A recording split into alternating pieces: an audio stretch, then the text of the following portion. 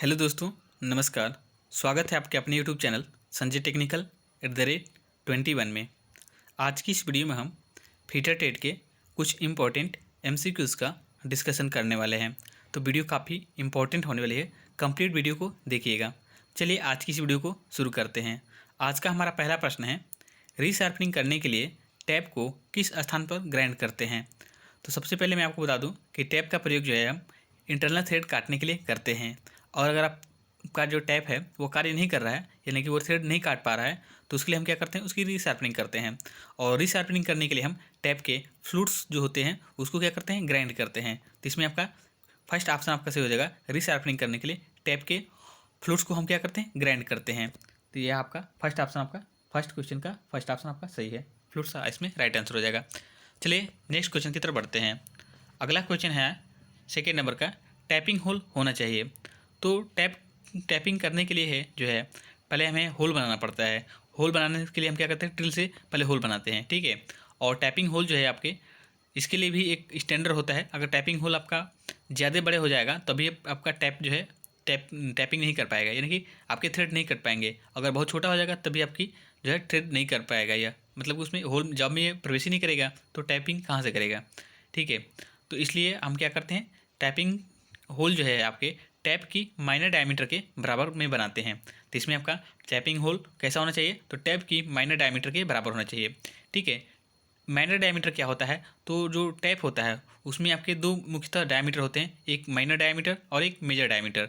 तो जो टैप हो, जैसे कि मान लीजिए मैं आपको थोड़ा सा और क्लियर कर देता हूँ। जैसे कि मान लीजिए ये आपका कोई टैप है, ठीक है। तो टैप पे क्या होता है, थ्रेड कट रहे थे। तो इस प्रकार से अगर कोई थ्रेड कटा है, ठीक है, और मान लीजिए यह आपका टैप है, तो इसमें आपके इस प्रकार से थ्रेड कटे रहते हैं, ठीक है, कुछ इस प्रकार से। तो यह जो आपका मेजर डायमीटर होता है, यह यहाँ से लेकर के ये क्रेस्ट की जो लंबाई होती, बीच की जो चौड़ाई ये जो आपका होता है, ये आपकी मेजर डायमीटर होता है। और माइनर डायमीटर जो होता है यह आपके रूट के एक थ्रेड के से रूट के दूसरे थ्रेड के बीच की रूट की जो दूरी होती है, इसी को हम माइनर डायमीटर कहते हैं। आप थोड़ा सा फिगर से समझने की कोशिश कीजिएगा। इसको हम क्या कहते हैं, ये एक यहाँ से की जो बीच की दूरी होगी उसको माइनर डायमीटर, और ये इस क्रेस्ट से इस क्रेस्ट की जो बीच की जो दूरी होगी उसको हम मेजर डायमीटर कहते हैं, ठीक है। तो आपका टैपिंग होल कैसा होना चाहिए, तो टैप की माइनर डायमीटर के बराबर होना चाहिए, यानी कि इतनी इसके बराबर में आपका क्या होना चाहिए, टैपिंग होल होना चाहिए। तो याद रखिएगा सेकेंड नंबर क्वेश्चन का कौन सा ऑप्शन आपका, फोर्थ ऑप्शन सही हो जाएगा। टैप की माइनर डायमीटर के बराबर आपका टैपिंग होल होना चाहिए, ठीक है। तो चलिए अगले क्वेश्चन की तरफ बढ़ते हैं। अगला क्वेश्चन है थर्ड नंबर का, किसी रफ फाइल का प्रयोग किया जाता है। तो याद रखिएगा रफ फाइल का प्रयोग हम कहाँ पे करते हैं, तो पहला कोई ऑप्शन है आपका अनियमित आकार के जाप पर, धातु को शीघ्रता से करने के लिए, लकड़ी पर, और यदि स्मूथ फाइल उपलब्ध ना हो तो सब याद रखेंगे कि rough file, bastard file, second cut file, smooth file, dead smooth file, ये सभी आपकी ग्रेड ऑफ फाइल होती हैं, ठीक है। और रफ फाइल का प्रयोग जो है हम धातु को शीघ्रता से, यानी कि जल्दी से मेटल को हटाने के लिए हम जो है रफ फाइल का प्रयोग करते हैं, क्योंकि रफ फाइल से जो है अधिक मात्रा में धातु हटाई जाती हैं। तो इसमें रफ फाइल या बास्टर्ड फाइल अगर हो तो इसमें आपका सेकेंड ऑप्शन आपका सही हो जाएगा। धातु को शीघ्रता से करने के लिए हम रफ फाइल का प्रयोग करते हैं। चलिए आप अगले क्वेश्चन की तरफ बढ़ते हैं। अगला क्वेश्चन है फोर्थ नंबर का, ड्रिलिंग करते समय टोंटी की पानी को कूलेंट की तरह प्रयोग करने की वरीयता नहीं दी जाती, इसका कारण क्या है। तो क्योंकि अगर आप पानी का प्रयोग करेंगे कूलेंट के तरीके, तो इसमें क्या होगा, जंग लगने का खतरा रहता है। तो इसमें आपका सेकेंड ऑप्शन सही हो जाएगा। इसमें जंग वगैरह लगने का खतरा से बचने के लिए हम क्या करते हैं, अलग अलग प्रकार के, जैसे कि केरोसिन ऑयल हो गया, सुलेबल ऑयल हो गया, इन सभी का प्रयोग करते हैं हम कूलेंट के रूप में, ठीक है। तो इसमें सेकेंड ऑप्शन का सही होगा। ड्रिलिंग करते समय हम पानी का प्रयोग नहीं करते हैं कूलेंट के रूप में, क्योंकि इससे क्या हो सकता है, जंग लग सकता है। तो चलिए आप अगले क्वेश्चन की तरफ बढ़ते हैं। अगला क्वेश्चन है 5 नंबर का, एक डाई होती है। तो डाई क्या होती है, तो डाई के द्वारा हम एक्सटर्नल थ्रेड काटते हैं। तो डाई एक प्रकार की एक्सटर्नल थ्रेड कटिंग टूल होता है। तो इसमें आपका फर्स्ट ऑप्शन आपका सही हो जाएगा। डाई एक एक्सटर्नल थ्रेड कटिंग टूल है, ठीक है। तो ये भी आप याद रखिएगा। चलिए अब अगले क्वेश्चन की तरफ बढ़ते हैं। अगला क्वेश्चन है 6 नंबर का।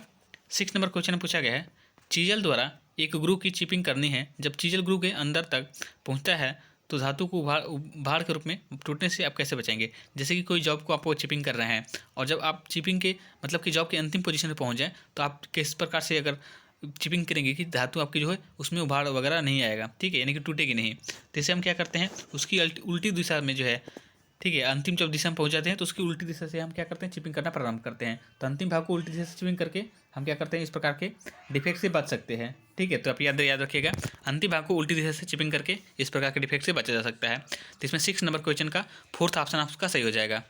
चलिए अब अगले क्वेश्चन की तरफ बढ़ते हैं।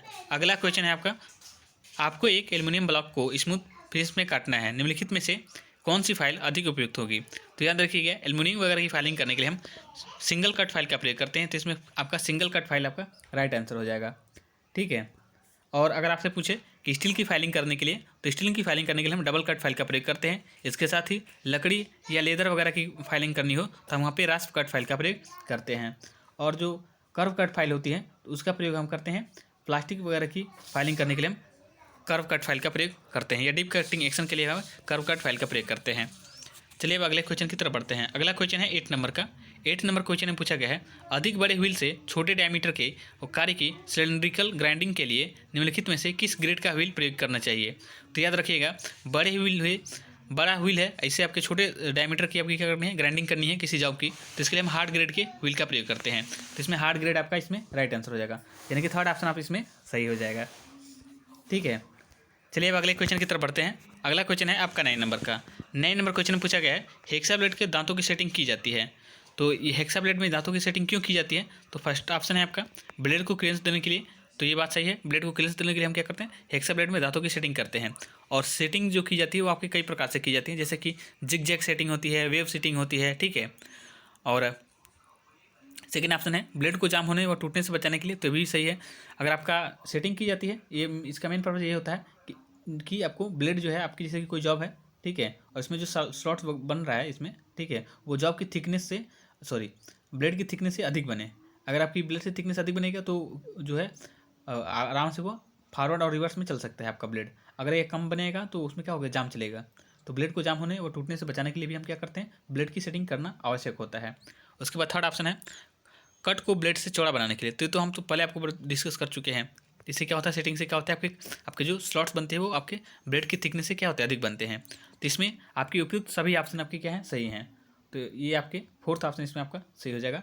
सभी कार्यों के लिए हम क्या करते हैं, ब्लेड की थिकनेस को सेटिंग करते हैं। ठीक है, नेक्स्ट क्वेश्चन है 10 नंबर का।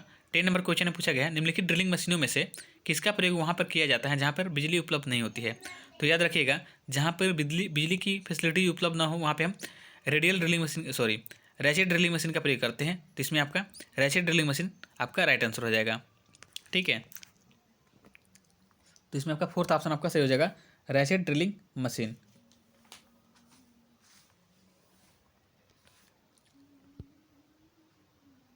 चलिए अब अगले क्वेश्चन की तरफ बढ़ते हैं। अगला क्वेश्चन है 11 नंबर का। निम्नलिखित रिमर्स में से विशेषता कौन सा रिमर ऐसे होल के लिए उपयुक्त होता है जिसमें कीवे ग्रूव बना हो। तो याद रखिएगा, जो है आपका हेलिकल जो फ्लूटेड रिमर होता है वो ऐसे रिमर्स में से है जिसका प्रयोग हम जिसमें क्या होता है, कीवे ग्रूव बना हो, उसके लिए हम क्या करते हैं, हेलिकल फ्लूटेड रिमर का प्रयोग करते हैं। तो इसमें आपका सेकंड आंसर आपका सही हो जाएगा 11 नंबर का। ठीक है, चलिए अब अगले क्वेश्चन की तरफ बढ़ते हैं। अगला क्वेश्चन पूछा गया 12 नंबर का।